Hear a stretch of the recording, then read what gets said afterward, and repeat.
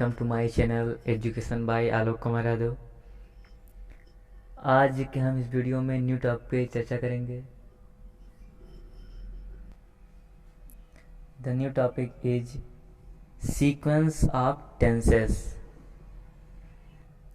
आज का जो हमारा लेसन होगा सीक्वेंस ऑफ टेंसेस, कालों का अनुक्रम। तो यह वीडियो समझने के लिए अंत तक ज़रूर देखें और लाइक करें, कमेंट करें, अपने दोस्तों के साथ शेयर करें। सीक्वेंस ऑफ टेंसेस अर्थात हिंदी में कालों का अनुक्रम। सीक्वेंस ऑफ टेंसेस वह सिद्धांत है जिनके अनुसार सबऑर्डिनेट क्लास में प्रयुक्त वर्ब का टेंस प्रिंसिपल क्लास के वर्ब के टेंस के अनुसार बदला जाता है।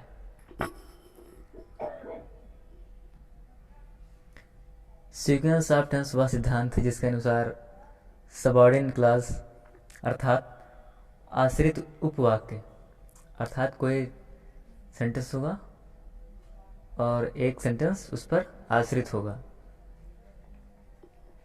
सबऑर्डिनेट क्लास में प्रयुक्त वर्ब का टेंस प्रिंसिपल क्लास अर्थात मुख्य वाक्य वर्ब के टेंस में बदला जाएगा टेंस के अनुसार।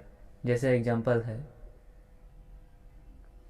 तो चलिए सबसे पहले हम टेंस बनाने का नियम देखते हैं कि नियम क्या है। तो नियम नंबर 1, रूल 1। रूल नंबर 1, नियम। यदि प्रिंसिपल क्लॉज अर्थात मुख्य वाक्य प्रेजेंट टेंस अर्थात वर्तमान काल में या फ्यूचर टेंस में अर्थात भविष्य काल में है तो सबऑर्डिनेट क्लास किसी भी टेंस में हो सकता है। कहने का तात्पर्य है कि यदि मुख्य क्लास वर्तमान काल में या भविष्य काल में है तो आश्रित उपवाक्य किसी भी काल में हो सकता है। तो इसके हम एग्जाम्पल के द्वारा समझाते हैं। पहला एग्जाम्पल है, जैसे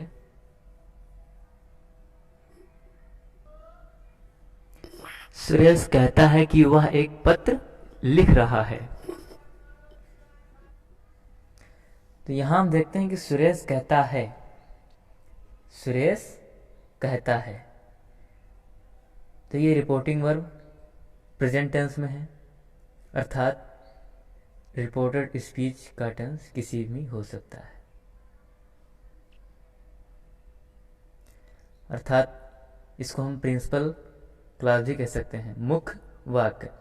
तो मुख्य वाक्य प्रेजेंट टेंस में है अर्थात सबऑर्डिनेट क्लॉज हम किसी भी बना सकते हैं। ये रहा है, रही है अर्थात प्रेजेंट कॉन्टिन्यूअस में है तो हम इसको प्रेजेंट कॉन्टिन्यूअस में बना देंगे। जैसे सुरेश कहता है, सुरेश सेज दैट। सुरेश से, लेकिन वर्ग की फर्स्ट फॉर्म के साथ एस या एस लगता है तो सुरेश सेज डैट। यहाँ पे कंजक्शन डैट लगाएंगे की के उपलक्ष्य में। Suresh says that he is writing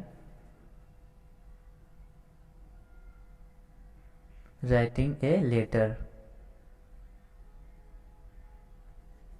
Suresh says that he is writing a letter. Second number का एग्जांपल है, सुरेश कहता है कि वह एक पत्र लिख रहा था। सुरेश कहता है कि वह एक पत्र लिख रहा था। ये देखते हैं कि हम सबऑर्डिनेट क्लॉज पास्ट टेंस में है, लेकिन हम देखते हैं कि प्रिंसिपल क्लॉज प्रेजेंट टेंस में है। कहता है Suresh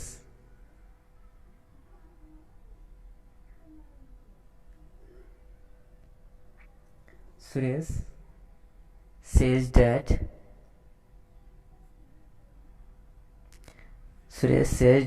he was writing a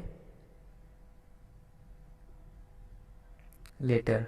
okay, and third number का एग्जाम्पल है, जैसे सीता कहेगी कि वह चेन्नई में रहती थी, तो सीता कहेगी फ्यूचर टेंस है, अर्थात सबऑर्डिनेट क्लास किसी भी टेंस में हो सकता है, जिस टेंस में है उसी में रहेगा।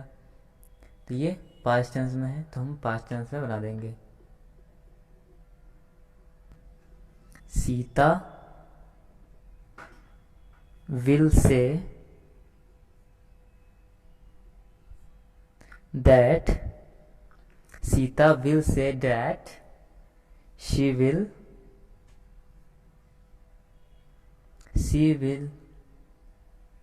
lived in Chennai.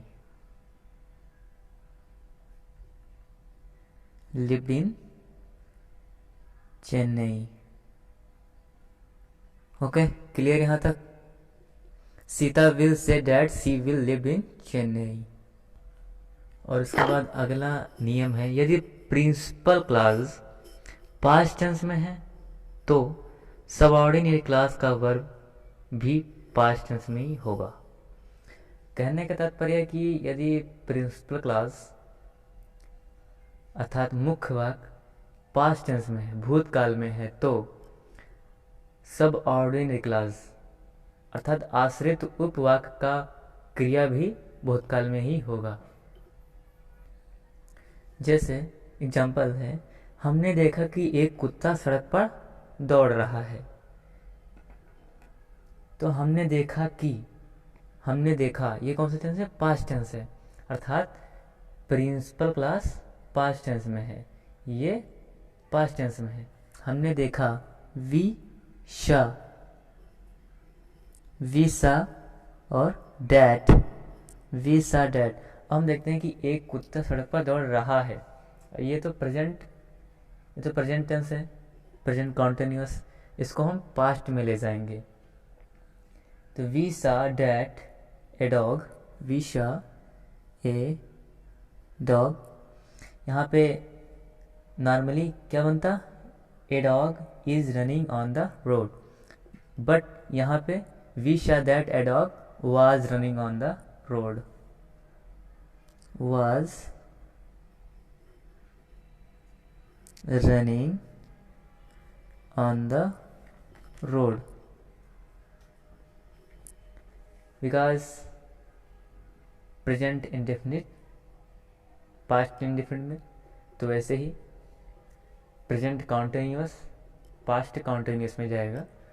तो पास्ट कॉन्टिन्यूअस में subject plus was upon verb plus verb के फर्स्ट फॉर्म प्लस आईएनजी है। सो यहाँ पे प्रेजेंट कॉन्टिन्यूअस को पास्ट कॉन्टिन्यूअस में चेंज करना पड़ेगा। तो we saw that a dog was running on the road.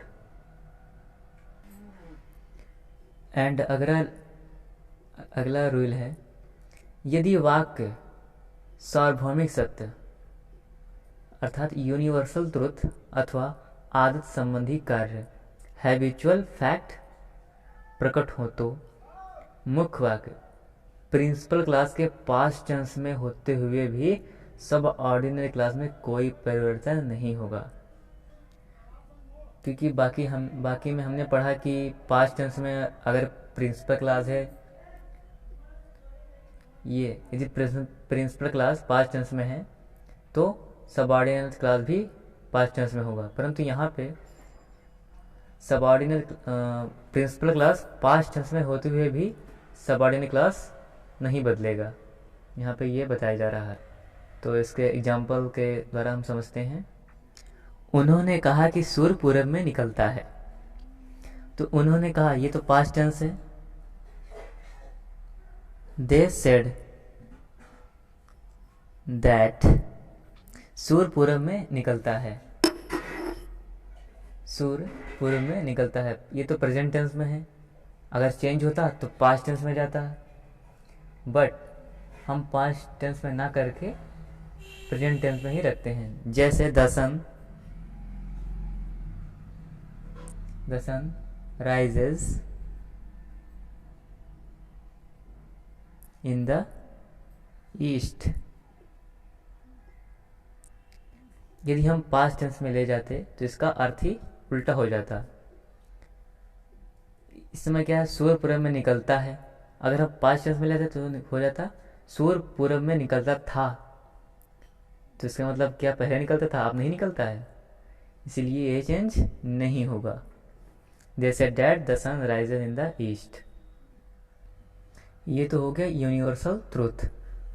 और इसके बाद सेकंड नंबर का एग्जांपल, जैसे नेक्स्ट एग्जांपल है, उसने अपनी बहन को बताया कि कुत्ते अजनबियों पर भौंका करते हैं। अर्थात ये कुत्तों की आदत होती है कि वो किसी पर भी भौंका करते हैं। तो कुत्ते अजनबियों पर भौंका करते हैं, लेकिन हम देखते हैं कि यहाँ पे प्रिंसिपल क्लास उसने अपनी बहन को बताया ये पास्ट टेंस में है। उसने अपनी बहन को बताया कि कुत्ते अजनबियों पर भौंका करते हैं। ही टोल्ड हिज सिस्टर डैट, क्या बनाएंगे हम, ही टोल्ड हिज सिस्टर डैट कुत्ते अजनबियों पर भौंका करते हैं। ये तो प्रेजेंट इंडेफिनिट में है। यदि हम अगर चेंज करते तो ये पास्ट टेंस में हो जाता, तो फिर इसका भी अर्थ बदल जाता। तो ये हम बना देंगे कुत्ते अजनबी पर भौंका करते हैं। ही told his sister that dogs bark at the strangers, अजनबियों का strangers।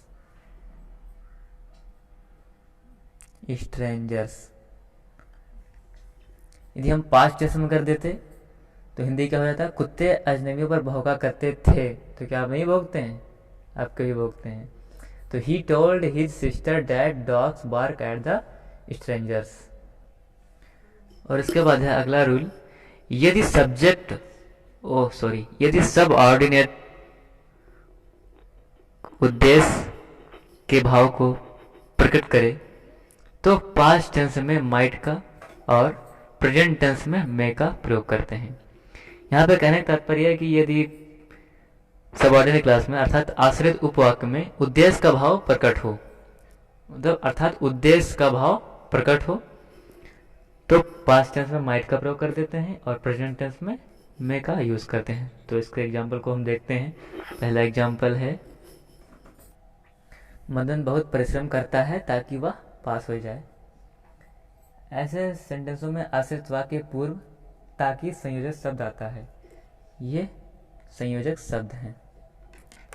तो इसको बनाएंगे तो मदन वर्क्स हार्ड, करता है, प्रेजेंट टेंस है ना, मदन वर्क्स हार्ड। अब ताकि के लिए हम सो डैट का प्रयोग करते हैं, ताकि के लिए। तो Madan works hard so that he में पास। और पास्ट टेंस में क्या होगा, माइट। सो ऐसे ही आप और एग्जाम्पल बना सकते हैं। सो आशा करता हूँ कि आपको यह वीडियो समझ आया होगा। Thank you.